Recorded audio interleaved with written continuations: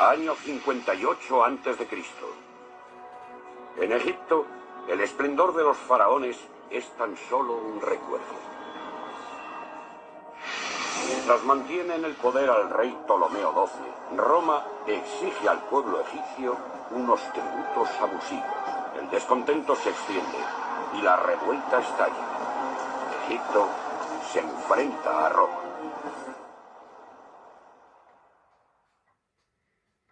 Ptolomeo XII vivió tiempos difíciles bajo la opresión de Roma. Le sucedió su hijo, de apenas 10 años, quien compartió el trono con su hermana mayor, Cleopatra. Bien, en esta partida nos vamos a Egipto, al Egipto tolemaico. Es un Egipto que, como bien ha dicho el libro, es un recuerdo, ese esplendor de los faraones del Imperio Nuevo y del Reino Antiguo. Es simplemente eso, una sombra. Y aquí eres el faraón Ptolomeo XII. Tienes que repeler la agresión de Roma. Aquí a este faraón le ponen como si fuese un nacionalista, un rey nacionalista que está defendiendo su reino de los romanos, y la realidad no es así. Ptolomeo XII perdió el trono porque gobernó muy mal. De hecho, Egipto en ese momento, en el 58, controlaba una buena parte, no solo de Egipto, sino también de Palestina, controlaba Chipre, y Ptolomeo XII se había dejado perder la isla de Chipre y no había hecho absolutamente nada. Chipre la gobernaba un hermano suyo. Y ese hermano suyo se suicidó porque Ptolomeo XII ni se molestó en ayudarle. Y eso provocó que el pueblo de Alejandría se levantase en armas contra el faraón y proclamase faraona a su esposa Cleopatra VI y a su hija Berenice IV. ¿Qué es lo que pasa? Ptolomeo XII huye a Roma, endeudando Egipto, consigue sobornar a los romanos y al Senado romano, y el Senado romano le devuelve el trono, para que veáis que Ptolomeo XII era prácticamente una marioneta de Roma. Y nada, Ptolomeo XII vuelve tras haber sido depuesto, ejecuta a su propia hija, Berenice IV, y cuando va a morir es lo que dice, pasa lo que dice al final la cinemática. Deja el trono a sus dos hijos, a Ptolomeo XIII, que tiene 10 años, y a su hermana Cleopatra VII, que es la famosa Cleopatra de César y Marco Antonio. Estos dos hermanos, Ptolomeo XIII y Cleopatra VII, se casarán. No, es lo más habitual en las dinastías egipcias, en todas, que los hermanos se casasen. Y este matrimonio va a ser un fracaso. Va a estallar una guerra civil en cuanto muera Ptolomeo XII, y bueno, eso ya lo veremos después. Así que ni en esta partida, pues es eso, luchas contra los romanos, los vences y ya está. Año 52 a.C. El noble Vercingetorix ha conseguido unificar a las tribus galas y ponerse al frente de la resistencia contra Roma. Pero luchar por la libertad exige sacrificio. El líder galo arrasa sus propias aldeas para dejar sin víveres a las legiones. La estrategia da sus frutos y convierte a Vercingetorix en un enemigo temible. César se ve obligado a atacarle en su capital, Gergovia. Vercingetorix, rey de grandes guerreros, consiguió derrotar a Julio César en la batalla de Gergovia. Siglos después, todavía resuenan los ecos de su gesta. Y tanto, Vercingetorix en Francia es un héroe nacional. Y de hecho tiene una estatua enorme, me parece que en este sitio, en Gergovia, o en Alesia, uno de los dos sitios, no me acuerdo ahora mismo.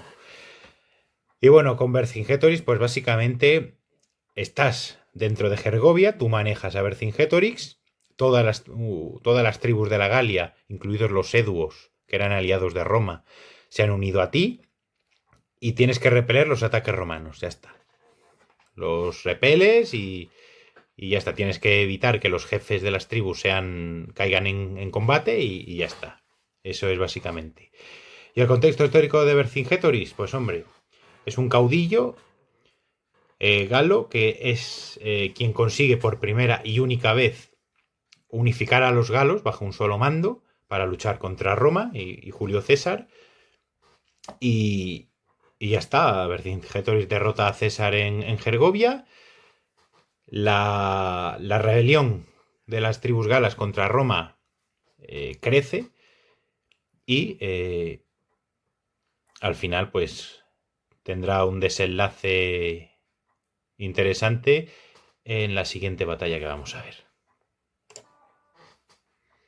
Año 52 a.C. La guerra de las Galias se encuentra en el momento decisivo. 5 legiones, lideradas por Julio César, levantan una empalizada y cercan la plaza fuerte de Alesia. Para defenderse del ejército galo que viene en ayuda de los sitiados, construyen un segundo muro exterior. Sí. El genio militar de César se mide a un ejército 10 veces superior en número.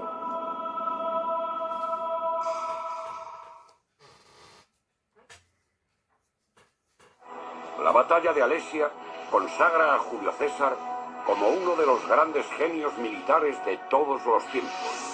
Un líder carismático, querido por su pueblo y temido por sus enemigos. Bueno, esta es la batalla decisiva que os decía antes. Si en la batalla de Gergovia eres los galos, aquí eres los romanos, cuyo mando tienes a Julio César. Tienes que tomar la ciudad de Gergovia, ¿vale?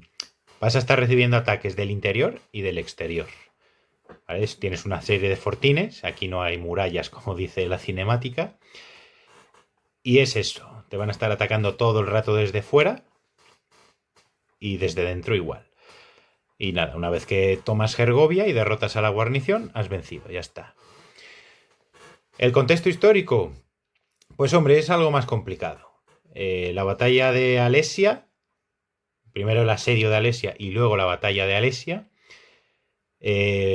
pues enfrentó a las legiones de César, que eran unos 40.000, 50.000 soldados legionarios, contra unos 250.000 galos.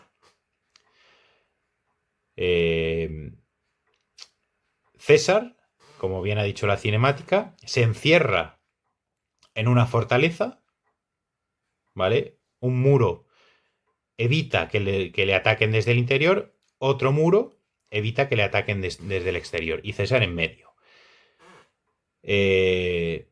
La batalla durísima.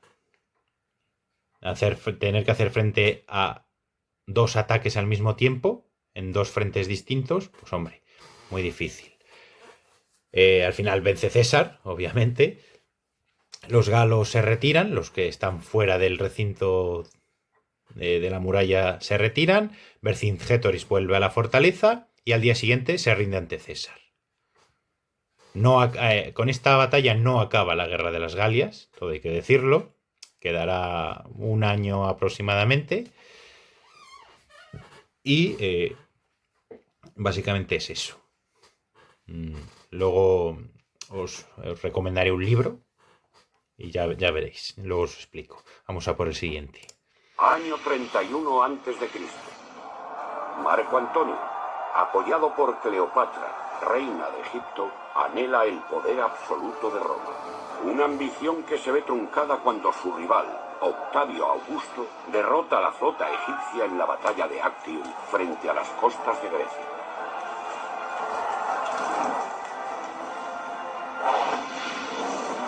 Tras la victoria, las legiones de Augusto se disponen a desembarcar en el delta del Nilo y tomar posesión de la tierra de los faraones.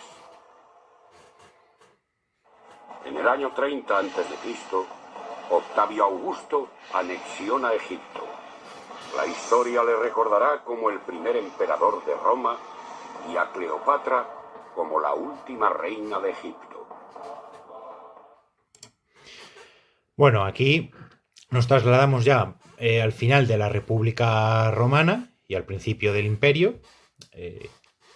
Todo lo que hemos visto hasta ahora es época republicana y ahora empezamos ya con las grandes batallas del Imperio. Esta en particular, pues es la conquista de Egipto, ¿vale? Egipto era el último reino helenístico que quedaba independiente. Ya veis que el penúltimo faraón era un títere de Roma, pero bueno. Y aquí tú eres Augusto, desembarcas en el puerto de Pelusio. Y a partir de ahí tienes que conquistar todo el delta. Tienes que conquistar la antigua capital del reino de Egipto, Memphis. Vas a tener que defender Memphis también, porque todo el rato te están atacando unas tribus, que sinceramente no sé qué tribus son. Pero bueno, lo importante es que una vez que has asegurado el mapa, tienes que tomar Alejandría. En Alejandría está el grueso del ejército de Cleopatra. No vas a ver a Marco Antonio por ninguna parte, ¿vale? Ni a Cleopatra tampoco. Y nada, una vez que has tomado Alejandría, has ganado. Y bueno, el contexto histórico, pues no tengo mucho que explicar porque lo ha explicado muy bien la cinemática. Es una de mis favoritas de este juego. Básicamente, cuando cae Alejandría en manos de Augusto, Alejandría es sitiada al principio por Augusto. Intenta negociar Cleopatra, una vez que se ha suicidado ya Marco Antonio porque ha perdido la guerra civil contra Augusto. Cleopatra intenta negociar, intenta seducir incluso a Augusto. Esta vez no lo consigue. Y Cleopatra pues se suicida, ¿vale? Y se pone fin a la última faraona de Egipto. Por supuesto, también os digo que la dinastía tolemaica no termina, porque los hijos de Cleopatra y Marco Antonio serán reyes. Cleopatra Selene, que es una de las hijas de Marco Antonio y Cleopatra, será reina de Mauritania. Y bueno, el que sí muere es Cesarión. Es el hijo de Julio César y Cleopatra. Ese sí será asesinado por Augusto porque es un peligro para él. Y ya está. Y bueno, una vez que Egipto ha caído, pues se acabaron los reinos helenísticos en Oriente. Y que Egipto se convierte en una propiedad privada, en una provincia romana, pero propiedad exclusiva del emperador. Y el emperador controla Egipto. Es suya, es de su propiedad. Todo lo que produce Egipto es de la casa imperial. Y bueno, básicamente eso. Vamos a por el siguiente. Año 9 después de Cristo. El sueño de Roma es extender sus dominios más allá del Rin, un territorio hostigado por las tribus germanas. El gobernador Publio Quintilio Varo asume la misión de asegurar una nueva frontera en las orillas del río Elba. Entre sus filas se encuentra Arminius, un general de origen germano dispuesto a renunciar a Roma para defender a su pueblo. Arminius, al frente de las tribus germanas, derrotó a las legiones 17ª, 18ª y 19ª. Estos números jamás volvieron a ser asignados a legión alguna. Bueno, aquí ya estamos en época imperial, durante el reinado de Augusto. En el año 9, después de la era común, Roma está expandiéndose de una manera desenfrenada.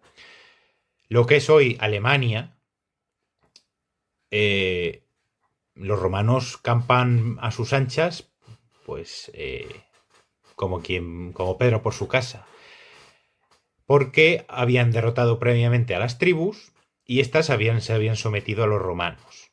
¿Qué es lo que pasa? Arminio era hijo de un rey querusco.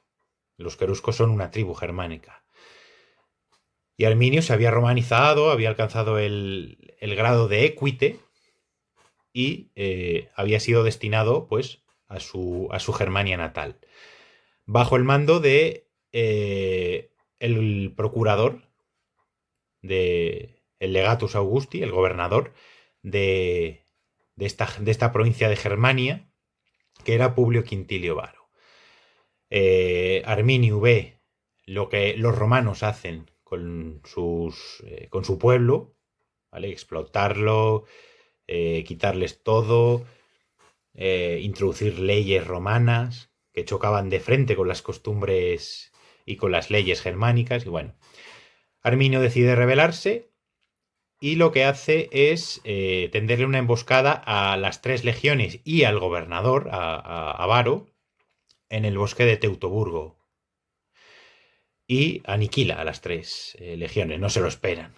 Varo actúa de una forma muy, muy incompetente.